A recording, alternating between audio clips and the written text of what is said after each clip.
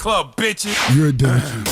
Yes, donkey today for Monday, September 30th goes to 4 North Carolina men named Lawrence Lee, Troy McDaniel, Christopher Clemente, and Brian Martin. Now, these guys were all locked up in an Ohio jail.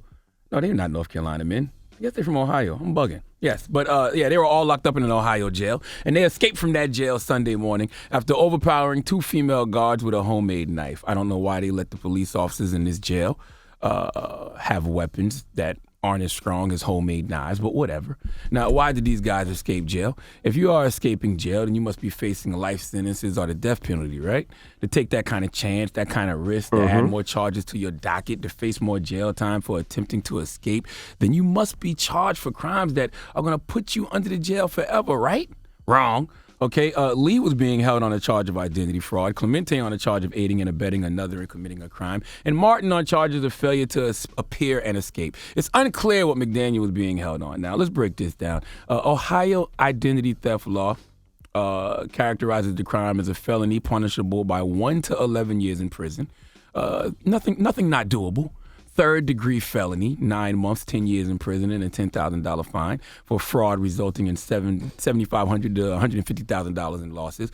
Aiding and abetting a charge of accessory after the fact is punishable as follows: up to a $5,000 fine and or up to 1 year in jail if you are convicted of a misdemeanor. Up to 3 years in jail if you are convicted of a felony for failure to appear in court. The penalty is a fine of up to $10,000 and 3 years in county jail. Failure to appear may also be considered contempt of court, which, similar to a criminal conviction, can result in both fines and jail time. None of these consequences for said crime sound escape from jail worthy.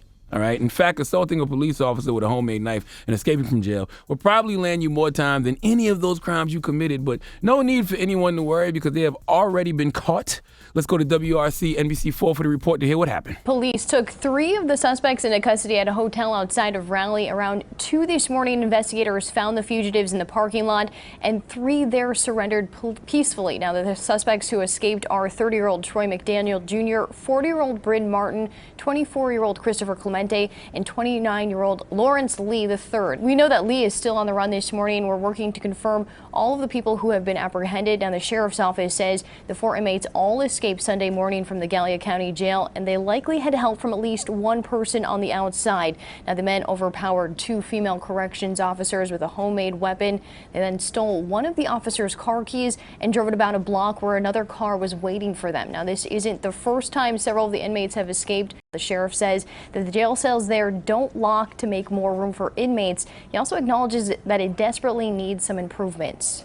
Now, the U.S. Marshal's Office is offering $2,500 per inmate for information leading to their arrest, and we still know that Lawrence Lee III is still on the run this morning.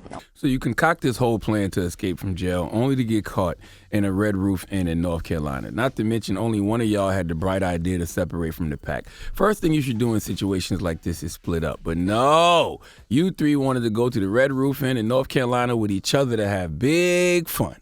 Now, if there were no women with y'all in this Red Roof Inn, whatever you were doing in that hotel, you could have been doing in jail. Okay, I've stayed at a Red Roof Inn before. I've also been to jail. Not much difference other than the whole freedom thing.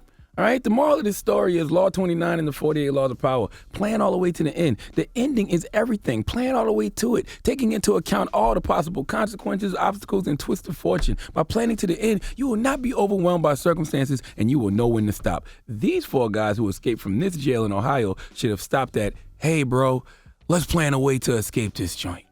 Please give Lawrence Lee, Troy McDaniel, Christopher Clemente, and Brian Martin the sweet sounds of the Hamiltones. You are the donkey of the day. You are the donkey of the day. Yee-haw. All right. Donkey of the Day is brought to you by the law office of Michael S. Lamonsoff. Don't be a donkey. Dial pound 250 on your cell and say the bull if you've been hurt in a construction accident. That's pound 250 from your cell and say the bull.